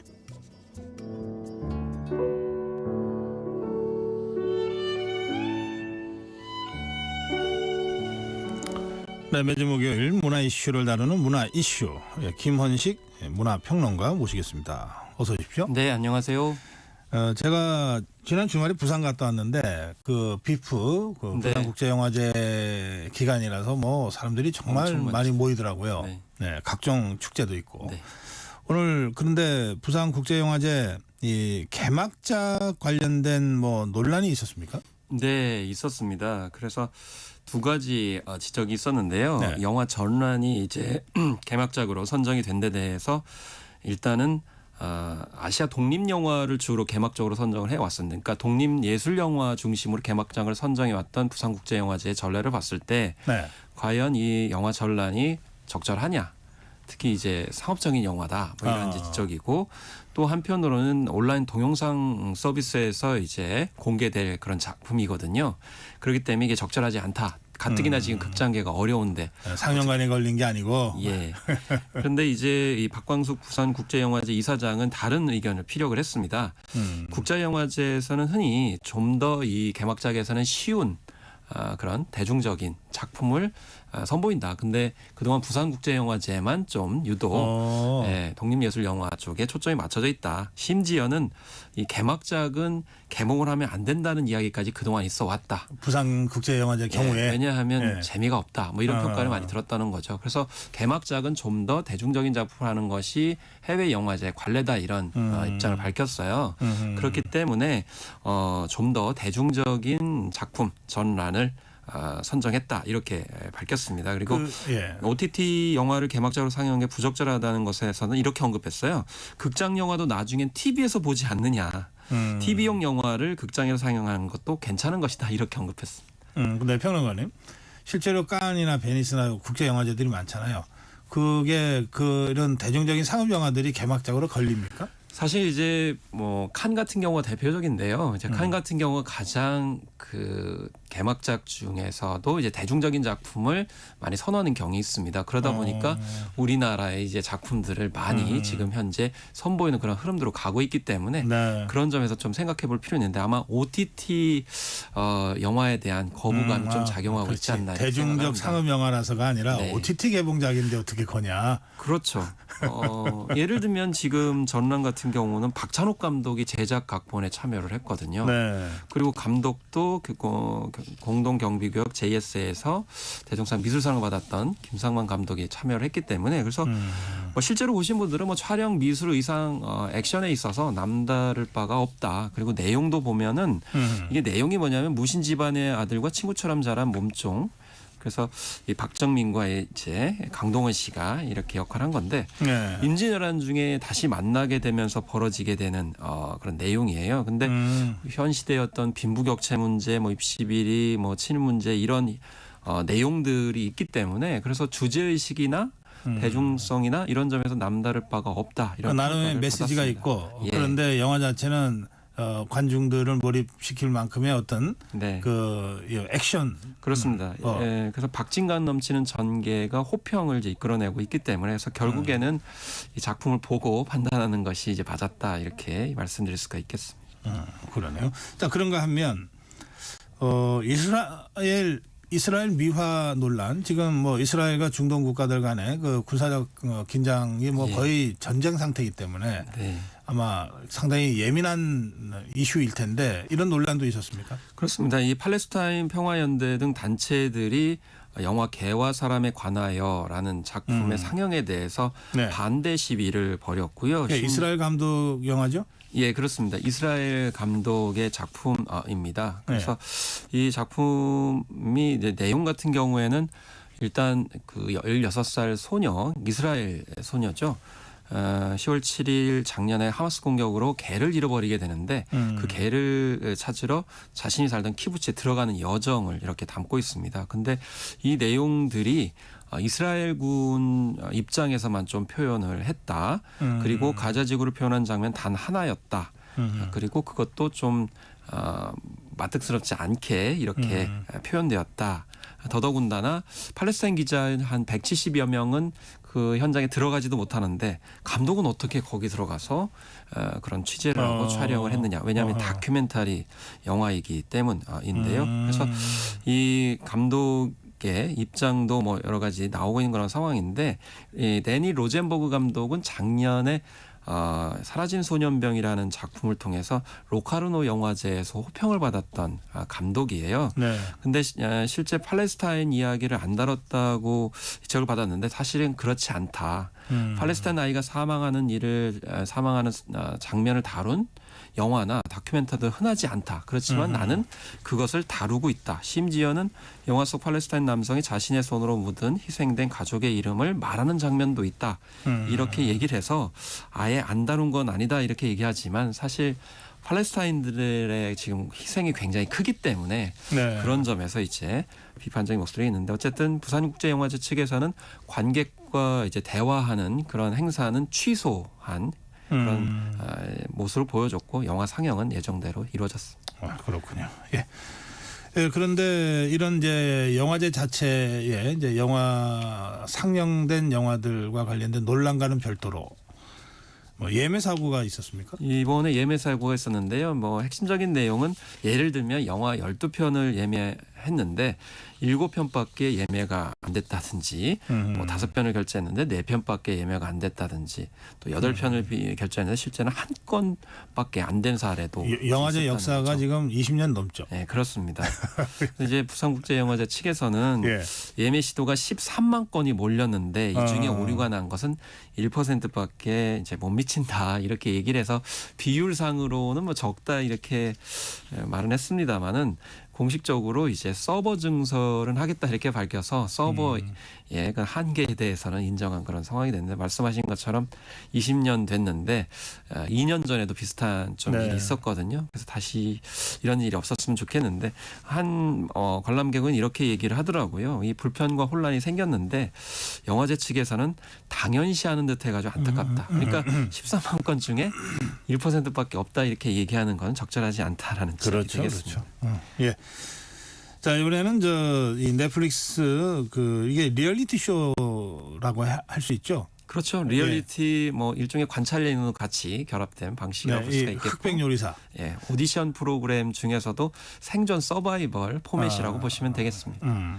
뭐 전 세계적으로 아주 선풍적인 인기를 얻고 있다 그러던데요. 이미 이제 모든 회차가 다 공개가 된 상황에서 우승자도 이렇게 나온 상황이죠. 그래서 비영어권에서 3주 연속 현재 1위를 차지하고 있기 때문에 사실 드라마가 1위를 차지한 경우는 흔했습니다. 그런데 지금 예능 프로그램이 이렇게 부각이 되고 있는 건 의미가 있겠고요. 되게 우리나라 이 예능 프로그램이 대부분 연애 예능이 주로 주목을 받았었는데 요리 서바이벌 포맷으로서 인기를 끌고 있기 때문에 지금 언론에서도 많이 다루고 있는 것 같습니다. 이게 일종의 뭐 토너먼트 방식으로 이렇게 쭉 올라와서 우승자 가리는 거 아니에요? 네, 일종의 토너먼트 방식이죠. 이제 근데 그 계급이라는 말을 써가지고 주목을 받았는데 일단 흑수저 요리사 80명과 백수저 요리사 20명. 그 사람들은 까만 옷 입습니까? 여기서 이제 흑수저는 아직은 뭐 세상에 잘 알려지지 않은 그런 요리사지만 실력 있는 사람을 80명을 뽑고 백수저 요리사는 유명한 이미 뭐 이름을 이야기하면 알만한. 그래서 우리가 흔히 세칭 그런 얘기하잖아요. 계급장 떼고 한번 붙어보자. 군대에서는 그렇게 하면 안 되겠지만 개금짝 된다는 의미는 한번 이제 실력으로 막 붙어보자라는 건데 다른 이제 요리 경영과 좀 다른 건 뭐냐면 요식업 관점에서 접근하고 있어요. 요식업이라는 건 결국에는 소비자들이 맛이 있으면 가는 거고 맛이 없으면 안 가는 거잖아요. 그래서 눈을 가리고 요리 대결을 하기 때문에 유명하지 않은 것 상관없이 이제 토너먼트 방식으로 이제 올라가게 된 블라인드 것입니다. 테스트도 그건 또 상당히 또 재미를 또 주는 그렇습니다. 요소가 되겠네요. 심사위원들이 그 음식을 받아먹는 장면이 좀 새 모이를 먹는 장면 같다 이렇게 패러디가 이제 나오기도 했었습니다. 그래요. 그 최종 우승자가 그러면은 저 흑수저 쪽에서 나왔습니까? 백수저 쪽에서 나왔습니까? 흑수저 쪽에서 나왔습니다. 아하. 만약에 이게 백수저가 나오면 여러 가지 또 많이 나올 수가 있는데 그렇지만 이제 그래도 겸손하게 사과도 하더라고요. 그러니까 예를 들면 에드워드 리에 대해서는 잘근잘근 밟아드리겠다 이렇게 말한 것에 대해서는 사과드린다 이렇게 말씀을 했는데 워낙 리얼리티를 살리다 보니까 그 사실은 뭐 지상파에서는 비방용 용어 같은 것들도 좀 이렇게 막 나오기도 하고 그랬다 그러더라고요. 네, 그래서 일단 도전 의식 혹은 그런 용기들을 부각을 하다 보니까 이런 말들이 나오게 되는데 워낙 긴장을 하고 그런 상황에서 아마 자기의 말이 어떤 게 나갈지 모르는 상황에서 그랬을 것 같아요. 이제 이런 점을 좀 헤아려서 볼 수가 있겠습니다. 그런데 이 넷플릭스는 중국에서는 이게 그 안 되잖아요. 네. 중국 정부가 지금 막고 있는데 이거 결국은 이 중국인들이 볼 수 없는 거를 말하자면 본 거 아닙니까? 그걸 뭐라 그럽니까? 그러니까 이제 어둠의 경로로 본다 이렇게 볼 수 있는데 사실 어폐가 있는 것이 이게 이미 중국 요리라고 밝힌 상황에서 요리를 했거든요. 근데 바스라고 해가지고 실처럼 이렇게 올리는 것이기 때문에 굉장히 멋져 보이기도 했었는데 심지어 백종원 씨를 대도둑이다 이렇게까지 대도둑이라고 했어요. 그래서 뭐 자신들의 요리로 할 것이다 했다는 게 아니고 할 것이다라는 어떤 축축성까지 있었는데 중요한 거는 이 콘텐츠를 어떻게 봤냐라는 거죠. 실제로 도둑 그 본 거 아닙니까? 그러니까 이건 두 가지 관점인데 우리 예능 프로그램이 세계적으로 주름을 잡고 인기가 있다 보니까 중국에서는 할 수가 없다 보니 이런 위기의식과 두려움이 있고 실제로는 많이 우리 콘텐츠를 선호한다는 건데 그런 점에서 위기와 두려움, 시기, 질투가 교차하고 있다는 건데요. 어쨌든 이 저작권 문제 해결해야 되고 우리 한식을 또 이번에 좀 덜 보여준 것 같은데 다음 시즌에서 한식의 한류도 기대해 봅니다. 네, 그만큼 우리 K 콘텐츠가 강력하다고 하는 것의 반증이기도 하다. 예, 좀 큰 틀에서 보자면 그렇다. 예, 김헌식 문화평론가였습니다. 고맙습니다. 감사합니다. 네, 10월 10일 목요일 전격 시사 오늘 여기서 인사드리겠습니다. 내일 아침에 뵙겠습니다. 고성국이었습니다.